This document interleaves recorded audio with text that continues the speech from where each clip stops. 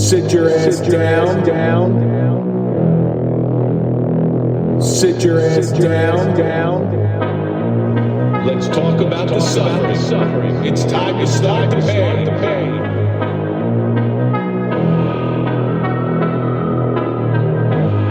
Sit your ass down.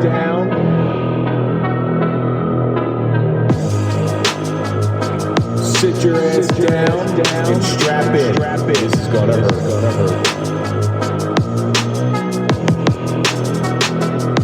This is gonna hurt.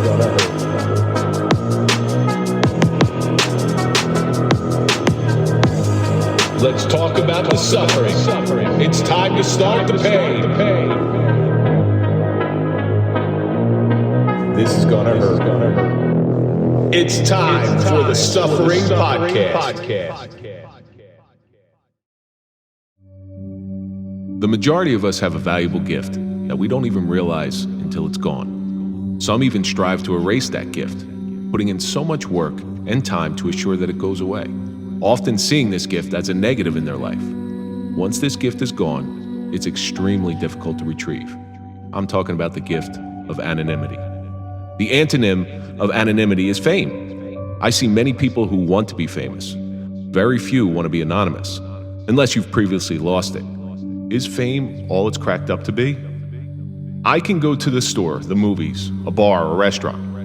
I'm left alone and given peace. I can imagine fame would be fun for a few months, but I also feel that it could get old very, very fast.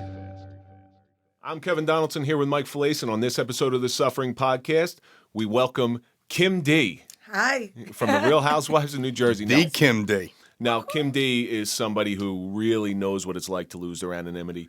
Kim, thank you so much for coming in. This means a lot to us. And you're very welcome. You've become a very dear person to me. And you've become a dear person to me too, Kevin. Thank you for coming to my birthday too. And I'll just sit over here and say I'm not dear to anybody. You'll eventually become dear.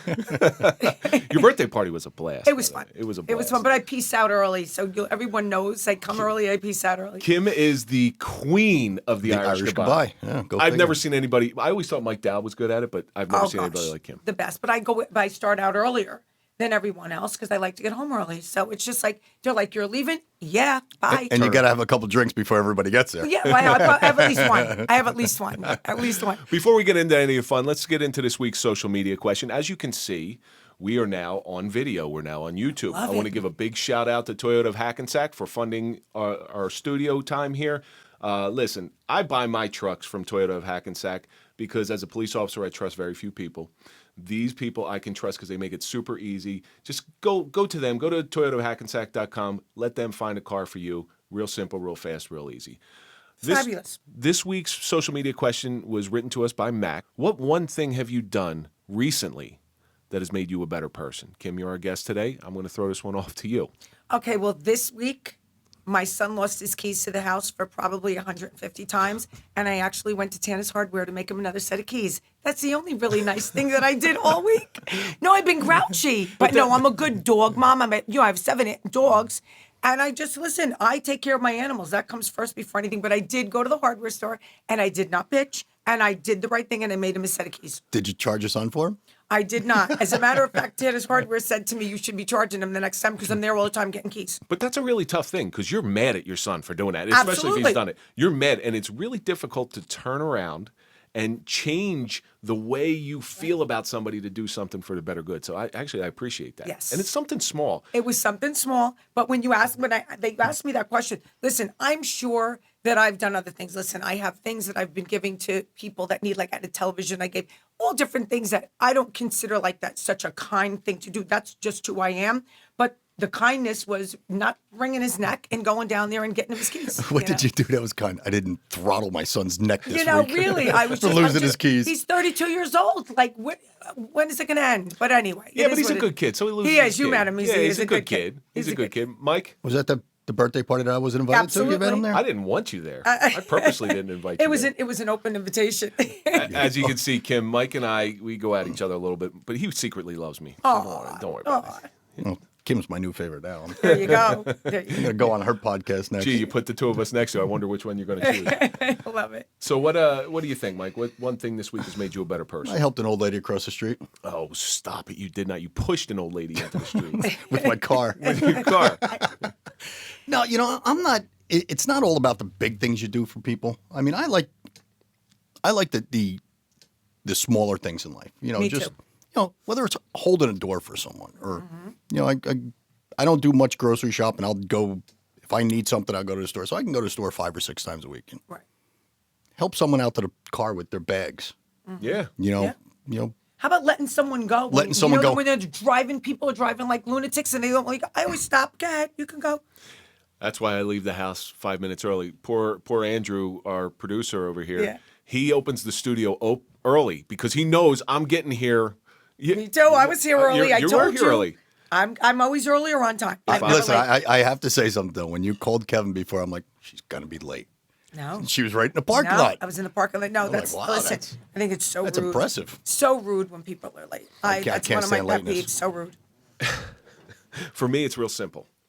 It's real simple, and I'll do this occasionally, and I don't want anything for it. I don't look for it. Years ago, I forgot my wallet, and all I wanted was a cup of coffee. And I'm like, oh, I'm sorry, I can't buy this coffee. I don't have any money on me. I forgot my wallet. Guy behind me goes, don't worry about it. I got it. And I never forgot that. Right. Right. So occasionally, I would have done that too. Occasionally, you know how many people wouldn't do that? I know. They wouldn't spit on you if you were on fire. Exactly. Exactly. That's one of my favorite sayings. Yeah. Yeah. Well, there's another way to say it. Which I didn't. know. But so occasionally, what I'll do, and I did it this week. Somebody's in front of me, and I'm up at the coffee shop. I'm like, I got the coffee, and I don't know whoever it is, whether it's a guy, girl. It doesn't matter. I don't know who it is. I just get into this mood. Right. And listen, it's $2. That's what I'm saying. What is it's pay it forward. It's not going to make or break it. We say pay it forward all the time in the show. Pay it forward. So hopefully, what I hope is somebody will do that for somebody Love else. it. Like our nonprofit Dental Development Project. So we sell challenge coins for a fundraiser, and challenge coins are cool. We got them sitting right up here. They're cool for people to hold on to. But what I really hope for challenge coins is you see somebody in need who just the coins are there just to show you that somebody's got your back. You're not alone. Right. Hey, maybe you give that to somebody who, It's nice. as a reminder, say, hey, you know what? Today's not the day that I'm going to go through this crap. No, I like it. So, I like it. Mac, thank you so much for sending that in. Keep sending in your questions. We'll get them on the air. Yeah. Now, Kim D. I want Where to start? I want I want to let you know I did my research. Okay. I actually watched a small portion, begrudgingly, of Last the Real night. Housewives. That was your good deed for the week. That was my good deed. There you for the go. week. See that? There you go. That was tough. That was a lesson. Brutal. That was a lesson in brutality. I have seen you on the show before. You're not like that. You're not like that. But let's start. Tell us a little bit about yourself. Give us a little background on yourself. Well, I had I think a really charmed life, charmed childhood, charmed life. We got into this a little bit before. And, I'm grateful. I'm a grateful person. I'm a happy person. You don't really see me being angry or fighting with people. You really have to do something pretty bad for me to fight with you. You have to you draw first blood. And once you do that, you're going to be hit one time. You're going to go down. You're not going to get back up. That's that other side to me. So I've had a charmed, childhood. I was at the Copacabana when I was 6. I was, fabulous, wonderful vacations. My mom was married a few times, but every one of them were fabulous men, and they all had a lot of money, and we had a great time. My teenage years, my mom was not really a disciplinarian. I really did whatever I wanted to do, but I didn't really do anything wrong. Sometimes when you give people, of course, back then, when you give people freedom, they don't have to act out. So, I was basically a good kid, good teenager. Did a couple things, drank a little too early. But then, I got married pretty young, had my son. I went through a few divorces myself. I met someone that was the love of my life, my soulmate. I was with him for 13 years. He passed away 10 years ago this November. Devastating for me. I'm sure. He was gotten very sick. I don't want to discuss what kind of illness, but it was self-inflicted. I could say that. Was self-inflicted. It's a subject that we know all too well. There you go. So it was self-inflicted, and I had to watch that, which was difficult. And the year that happened, I had gotten my biggest contract with New Jersey Housewives. So he passes away on Sunday, Thanksgiving. My offer comes in on a Monday. I declined the first offer. When the producers found out what had happened, they doubled the offer in one day. That's smooth. They doubled it. That's So I smooth. took the offer.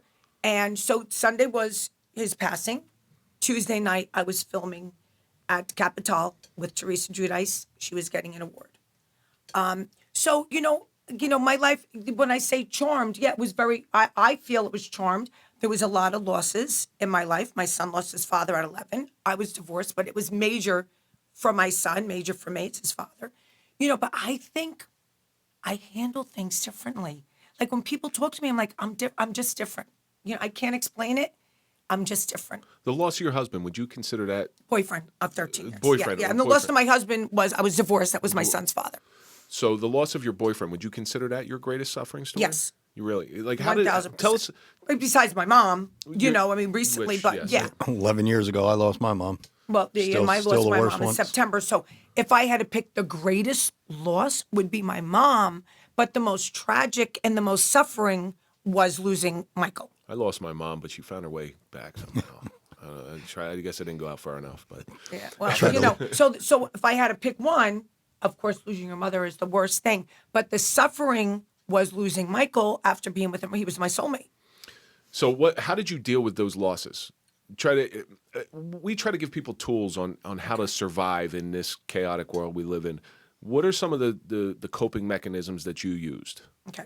Well, I would discuss earlier that I'm very spiritual and a woman of faith, and I believe there's a better place. That's my belief. Okay.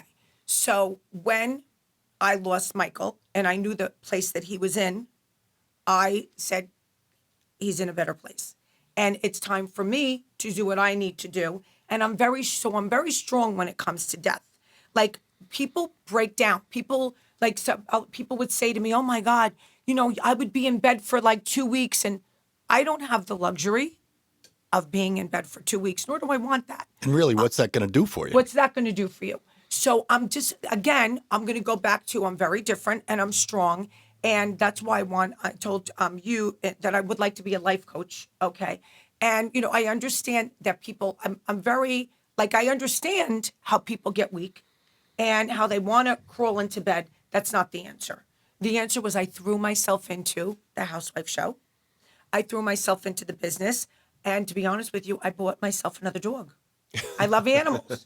That's what you got to do. You really I bought myself another You have puppy. to keep yourself busy to keep Yeah. your mind off of something. Like you said, if you stay in bed for a couple weeks, it's going to do nothing but fester. And you got to could keep go yourself into busy. a deeper depression. You're not going to. It's not going to cure your suffering. Definitely not. But it's going to help it along. Right. I was recently reading a book that said success is brought from suffering. I agree. So therefore, shouldn't we all be seeking suffering? That part I have a little problem with. You don't seek suffering, but we don't have to run away from it either. No. We don't have I think to. we all suffer in one way or the here other. I don't we think go none with of the us prairie skate. fire. We don't skate. None of us skate. First time on video. It's fine. But, because got a whole new audience. but buying the puppy happened twice. When Michael died, I bought one, and when my mom passed, I bought one. nothing gives you love like a puppy. Nothing can aggravate the hell out of you like a No, puppy but too. they're just. You didn't name the dog after Michael. No, I did you? did not. But I named. I've the seen first, some people but do I stuff named like that, the too. dog after the Bentley that was taken away from me when he passed. So I named him Bentley. Actually, I saw Bentley when I came and picked you up the last time. Yeah. I saw Bentley. Okay, Bentley's the little one. Yeah, Right? yeah, Oh, yeah. yeah. So that's how I mentally handled the fact. Listen, I dealt with losing a Bentley. It's fine. They came and took it away from me. But I went and bought my dog, and I named him Bentley. So mentally, I still had my Bentley. So it was cute. But yeah, no, listen, none of us skate the suffering. None of us. You need it. It's think essential. I agree. Now, then you get this contract. So you didn't have any downtime to really Zero. sit and Yeah. think about it, which is a good thing. Which is a good Exactly. They who was it? William Blake says the busy bee has no time for sorrow. So if you were to sit there and you didn't have all this stuff going on, Got it. it might have been a little different. Sure, it would have been You're a lot strong worse. person, and I don't doubt that. Would have been a lot worse. Yeah, And I say all the time, an idle mind is the devil's playground. Yeah. right. You have Yeah. too much downtime, you're going to get in trouble. Definitely. I just was thrown right into it. And the decision for the show was a very interesting one because I was doing a show and he did not want me on the show, but I chose to do it anyway. So every time he would see it, be like, she cheated on me. Like I cheated on him by doing the show. So why didn't he? Let's He get hated into the that. show. Why didn't? Because he didn't want me in the limelight. He didn't like what the show, the kind of show it was. Real Housewives of New Jersey. I'm starting He to like didn't- your boyfriend. Right, he didn't like it. So he didn't like it. And then when he got sick, and it came to the point where they asked me, it was September, to do the reunion. And you get more money for the reunion. And I had some things that I had to straighten out on the reunion that happened that year. And he gave me an ultimatum. The ultimatum didn't come from him. It came from his illness. Either you do the reunion or me. And contemplation was to do the reunion because I'm just like, I see his path. Even I love him, but he's not the same person that I fell in love with. And I have to do for me. Now, if I didn't do that reunion, I wouldn't have got that contract and I wouldn't be sitting here with you guys talking about Kim D per se. Yeah, I was on the show a little bit, but you have to make They'd be that saying, decision. remember that girl Kim D back in the day? So I made a major decision and, so I made some really tough decisions, so. But before that, you had the clothing store. You had Posh. Correct? I did, but that wasn't so. Was that a labor of love, or was it? That was a labor of love, Yeah. but the show took it to another level. Well, that's what the show does. That's what I was just going to say. That's what the show does for you. Of course, it's an international name. People from all over the world know about my Posh fashion shows. They know about Posh. I do memos and cameos from all over the world. So it was. Listen, if I would have said, "Okay, fine, I'm not going to do it," he passed away in November. This was September. What are you do those cameos? I do them all the time. What's that like? I find it to be fun. It's happy birthday, happy anniversary, pep talks, this, that, people that you're iconic, you're this and that. Johnny, nice underwear. That's I know. Well, I don't get that. I don't get that. But what I do is a little skit for them. So I get a lot of 5-star ratings. I talk about the show and I talk about some of my funniest moments on the show. And then I do the clink clink, like what I did to Teresa, and they just love it. And I kind of, I feel out the person, what I'm saying to them, and see what they would want to hear and what episodes or what I did, and that's what I do to make them special, rather than just say happy birthday. Yeah. Happy birthday, Joe. Yeah, See you no, later. I give make me it a my lot give more me my special cameo than money. that. Because you seem to stay relevant. I know there's a lot of cast members who left the show, but you're one that seems to stay relevant. And as recent as last night. Last night, the opening of the Housewives, the first part of the reunion, Right. they put my article, Kim D says, and then the second one was Teresa and I in her truck talking. So I made the second part of the reunion, and then the third part of the reunion they showed me again, and then Andy Cohen came up with a question about me, which he always does. So yeah, I mean, I was a major question the week before. They asked Melissa Gorga. I had tweeted that Joe Gorga was a coward because he had said some things that he didn't like, and I said some other choice words. You also called him a slumlord at one point, Yes, too. I remember did. that. Yes, I did. So Melissa, the question that came in, like the question is, Melissa, how do you feel about Kim D tweeting out that your husband was a coward? Well, to my surprise, the cameras go to Joe, and Joe goes, I happen to love Kim D. Like, okay, that's not the way you were talking the week before. And then Melissa says, I happen to like Kim D too. And let's face it, we're still saying her name and she's still relevant. So that was the week before the other question about my Instagram followers. Yeah, I hit him hard. So your Instagram is at Kim D Posh. Kim D Posh. Please follow it. Please. And if you're looking for a good place to go out to eat, go to the Grand Saloon, 940 Van Houten Avenue in Clifton. Nick over there at the Grand Saloon has always been so good. He's a big supporter of our show. I want everybody to follow them on Instagram. It's at Grand Saloon. And reach out to them. Go to thegrandsaloon.com for complete details. That's GRANDESALOON.com. I heard a lot of good things about that place. I gotta go there. place is excellent. Karaoke. They have karaoke They do have Saturdays. See what I'm saying? I Saturdays. heard that. I gotta go. I gotta go. Well, tell me when you're going to go. I'll let you know. We'll make it a podcast night there. Absolutely. That would be so much fun. No, I just want to sing. Well, actually, you know boy. what? We're having, our nonprofit is having a cigar night there coming up. I think it's June 11th. June 11th. June 11th, which will be shortly after this airs. Chantel will be there. You know Okay, I Chantel would from love to Belladama come. Cigars. Please let me know because I'm not good with dates. I will. I would have loved to go to her birthday party too, but I wasn't invited to that. Well, believe me, I'll have plenty more parties. Listen, I'm just saying. There was only good-looking people there. Oh yeah, listen. They have to sign. They have to send before you become a Kim D friend or like a posh doll. I want to see your picture. And You're out. Teasing. No, teasing. You're out. I'm teasing. I do have a teasing, wig though. If I There really, are some beautiful people that show up though. There really are. well, listen, I like to dummy the place down a little bit. You know, you get all these beautiful. You gotta equalize it. I make ugly people look beautiful. You're adorable. just walking You're into a room. adorable. You're adorable. The same way Don Rickles was adorable. There you go. There you go. So- No, it's cute. So when now let's talk about that show. And you know, I'm a big believer in my anonymity, and my personal life stays personal. And this is why we had you in here. And this is what people don't understand. You go and you put yourself out there in the public spotlight. Right. I got to give it to you because I don't know whether I could do it. I've been around famous people. I've been around you. I like to go eat dinner and be left alone. And I don't like that people come up and bother. That's got to be tough. Especially like Sometimes it is. mid-bite. Yeah.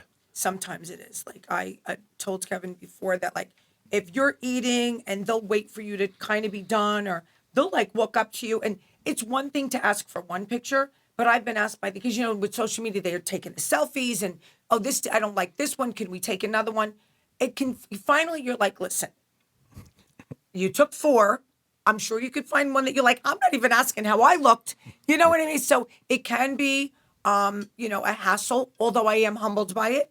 And it's lovely and it's wonderful that people like, I can't even believe I was in New Hope. I went to see John Lloyd Young and we were walking through, it was raining, snowing, and we're walking through the town trying to get to the car. And people are banging on the windows. They were sitting saying, could you take a picture with me? And I was like, I can't believe it. Listen, so it's humbling, but yeah, like it's freezing out. I want to get to my car, but I took the picture. Because I know you're a real person. Yeah. Like I know you're not a phony. I know No. you're a real person.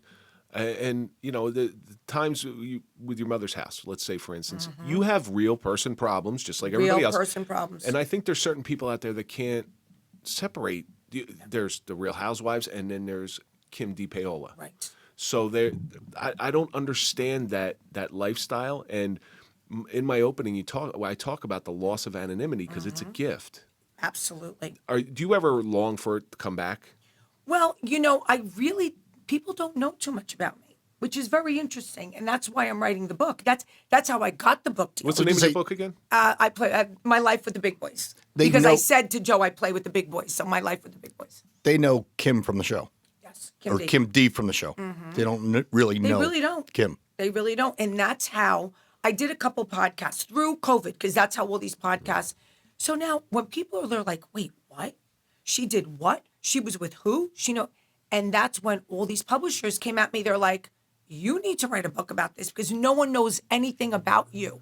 So isn't that weird? You have a very powerful tool right now because when the book comes out, they're like, wow, okay, let me see what's going on. It's going to be a lot of fun for that. And of course, then it's going to be crazy after that. But I don't mind because you know what? My solitude, very important to me.